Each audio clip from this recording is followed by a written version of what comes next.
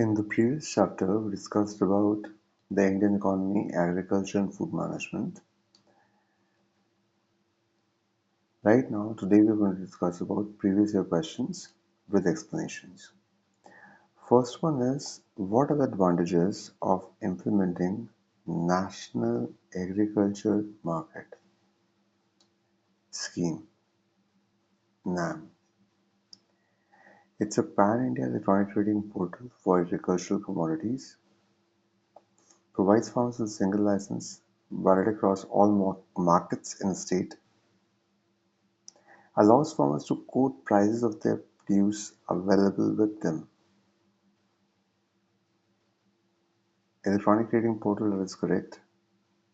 Single license valid across all states, yes, in all markets in the state. Not all states, in all markets in the state. Okay. Allows farmers to quote prices of their produce available with them. Yes. I think so it's three of them, 1, 2, and 3. D should be the answer. Okay. Right. The question is the comprehensive objective of the ENAM or NAM platform, a major agricultural marketing reform. NAM is indeed a pan-India e-trading portal, facilitates the concept of one license, one fee within a state. By linking mandis and allowing online trading, it provides greater transparency, allowing farmers or traders on their behalf to get prices based on the quality of their produce.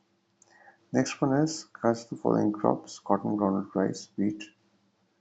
Which of these are kharif crops? Kharif में Kharif there are three seasons: Kharif, Zaid, Rabi. I told you the trick to remember these three seasons. Kharif is your summer and rainy. Zaid is in between Kharif and Rabi, which is summer. Then comes Rabi. So Rabi is your winter season. Kharif is your summer and rainy season. Zaid is the summer season. Now, Kharif has crops like rice. Because the rainy season requires more water. Also, cotton is along with the rice. Groundnut was not mentioned in our notes. Wheat is a rabi crop. So they've asked us about the kharif crops. Let's have a look. हमें cotton और rice का पक्का पता है कि दोनों खरीफ crops हैं. Wheat हमें पक्का पता है कि ये तो बिल्कुल भी नहीं है, ये राबी क्रॉप है, ये तो खरीफ क्रॉप है ही नहीं. ग्राउंडनट का हमें पता नहीं है. अच्छा, अब हम कोशिश करते हैं कि हम आंसर कर पाएंगे कि नहीं कर पाएंगे. तो कह रहा है 1 and 4. तो कॉटन और वीट तो है ही नहीं, तो ए तो हटा दो, डी भी हटा दो. ए और डी तो पक्का नहीं है. अब कह रहा है राइस एंड ग्राउंडनट. राइस तो है, तो 2 and 3 बी में भी है, सी में, तो आंसर हमारा ऑटोमेटिकली सी हो गया. ये कॉटन तो है ही है. So answer is 1, 2, and 3. Perfect. Done. Root cause. This is the basic classification of major Indian crops. Kharif is monsoon and Rabi is winter. We understand that. Explanation. Cotton, groundnut and rice are also with the onset of the monsoon. हमें groundnut का नहीं मालूम था, अब पता चल गया. Harvested in autumn, September to October, making them Kharif crops. Wheat is a Rabi crop, sown in winter and harvested in summer. हमने सिर्फ ये याद किया था कि कब ये सो करते हैं, बस. तो उसके हिसाब से हमने ये याद कर रखा है कि खरीफ होता है, जैद होता है और राबी होता है. Kharif is your summer and rainy. Zaid is in between Kharif and Rabi. Rabi is your winter season and Zaid is your summer season. Done. What is or are the purpose or purposes of the ENAM platform?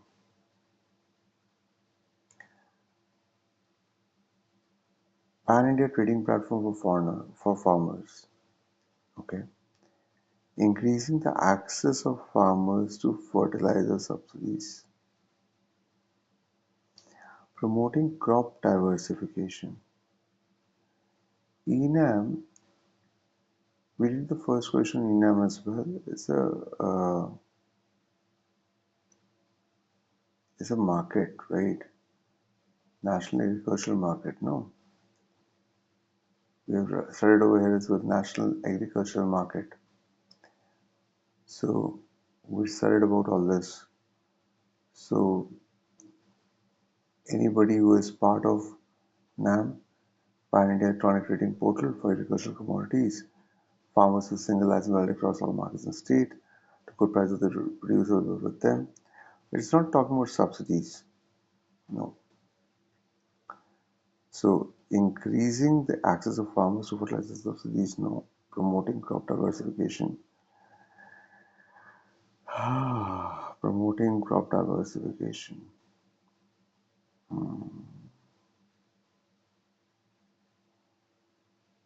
Looks like one only.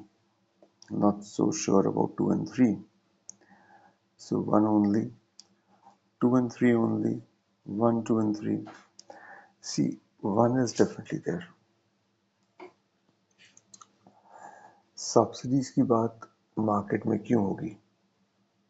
Fertiliser subsidies होगी.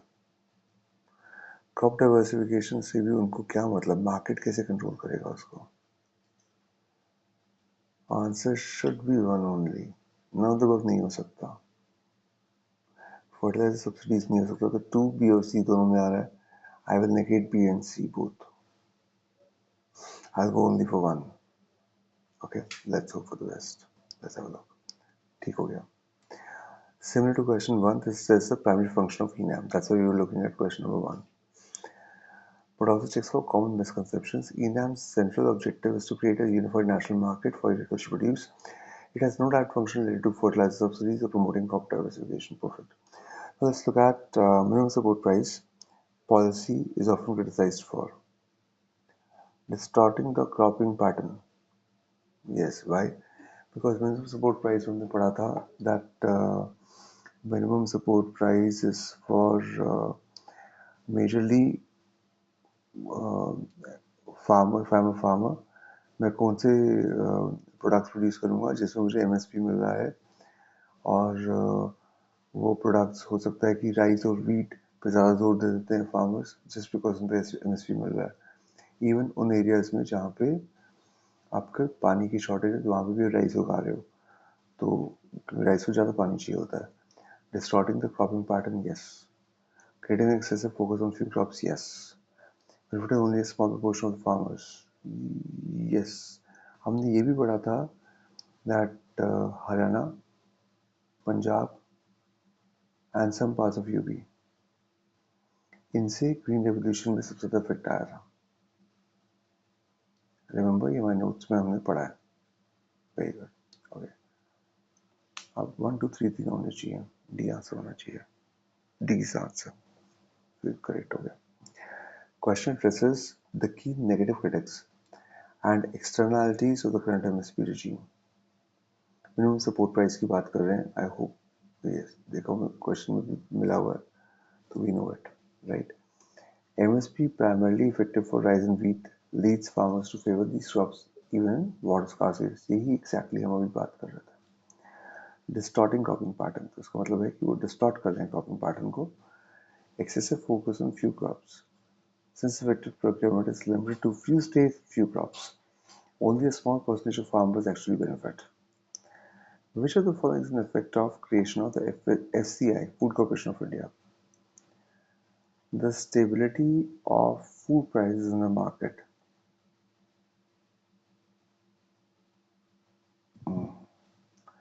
Assurance of a minimum price to the farmers. Availability of subsidized food grains through the PDS. Public distribution system. Availability of subsidized food grains through PDS. Effect of the creation of Food Corporation of India. Stability लाते हैं, minimum price assure करते हैं, correct करते हैं. Subsidised food grains through the PDS public distribution system. ये तीनों बातें हो चुकी हैं, हमने नोट्स में पढ़ा था. If you go through the video number 31, just before this video, this is video number 32, we have discussed all this. Answer should be all of the above, which is the right answer, correct. This assesses the comprehensive role of the FCI in India's food management system. FCI is the nodal agency for MSP procurement, minimum support price procurement. Okay. Assurance of minimum price, maintaining buffer stock which aids price stability, and supplying the stock to the PDS for distribution. Subsidized availability. Thus, all three are the intended and actual effects of its creation. Let's move to the next one.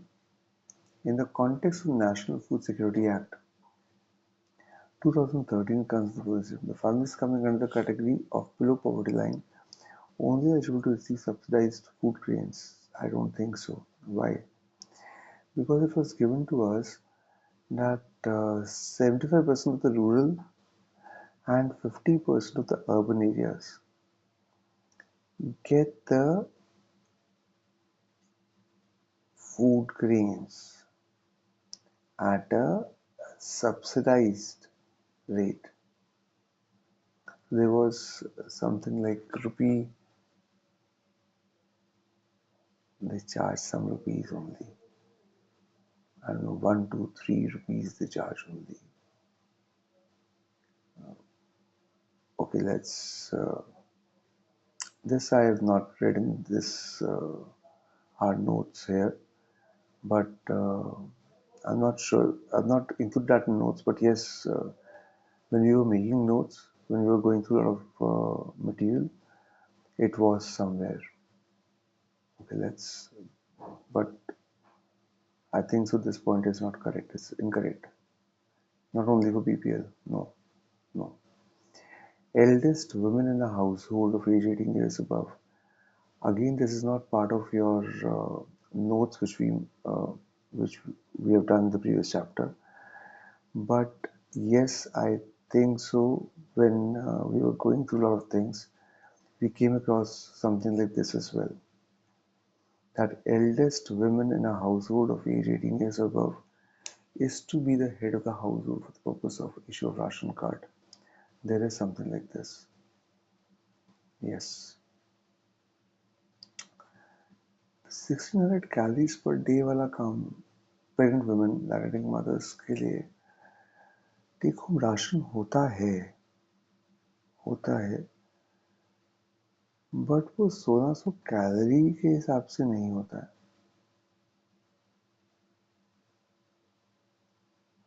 है कुछ होता है but 1600 calories calories count कैसे करोगे okay I think only two let's have a look so 1 and 2 1 तो नहीं है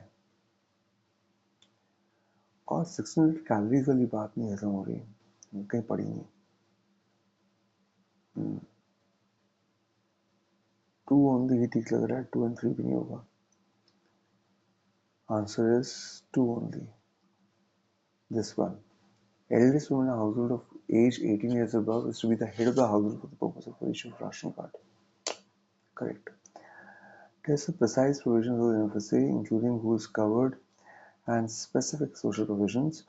One is incorrect. Act covers up to 70% rural and 40% of the urban population, which is much broader than just BPL families. We were discussing this just now. It's based on overall coverage ratios, not solely the BPL list. Specific provisions in FSA aimed at women's empowerment.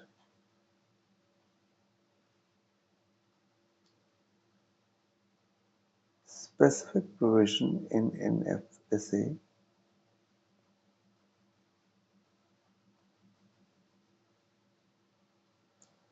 aimed at women's empowerment is correct.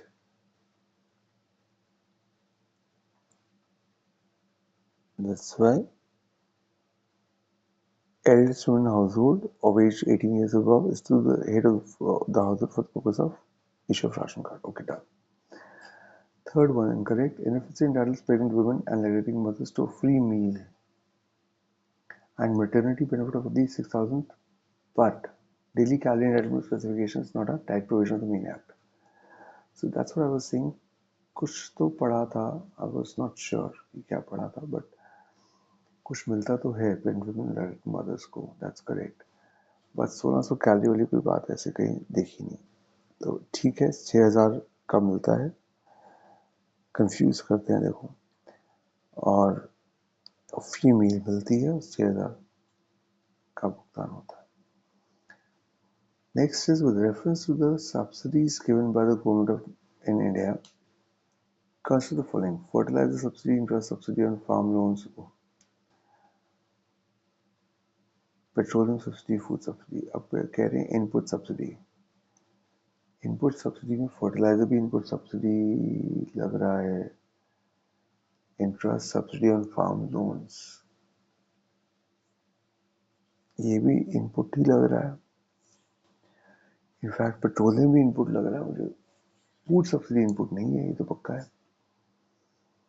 Petroleum subsidy भी input लग रहा है, ये गड़बड़ है. But petroleum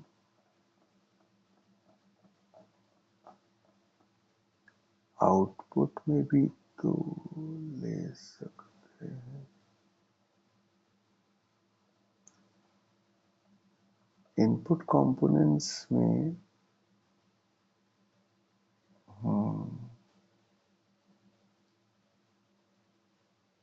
या तो 1 into only होगा या 1 2 and 3 ओनली होगा. ए और सी में से आंसर होगा. 4 तो पक्का नहीं है, 100% नहीं है. सो बी नहीं हो सकता, डी नहीं हो सकता. मुझे समझ नहीं आ रहा कि पेट्रोलियम सब्सिडी को क्यों नहीं ले रहे हैं हम. क्या रीजन हो सकता है? Let's have a look. Answer A है. दैट मीन्स पेट्रोलियम सब्सिडी को नहीं लिया गया. हम समझते हैं इसको कैसे करना है. Question requires classifying subsidies into input production related and output consumption or market or welfare related. ठीक है. अब fertilizer interest को subsidies directly lower the cost of inputs required for agricultural production. Petroleum and food, petroleum को क्यों नहीं ले रहे हम? Subsidies reduce the cost for the end user consumption. Or for other economic sectors. In agriculture, petroleum subsidy and diesel can be an input subsidy. But generally, the term input subsidy is more commonly and directly associated with fertilizer and interest or credit costs. Okay, ठीक है. मतलब कि वो कह रहा है कि input subsidy होता है मगर जनरली हम कंसिडर नहीं करते. हम मोस्ट कॉमनली डायरेक्ट वाले कंसिडर करते हैं. ये इनडायरेक्ट हो रहा है, ऐसा कहने का मतलब ये है. ठीक है, ओके, अंडरस्टूड. तो इसको ये आउटपुट या कंजम्पशन में मान रहे हैं. ठीक है. So option A is the most present commonly accepted classification within the context of farm economics. So this explanation looks fine. Okay. Understood. That's all for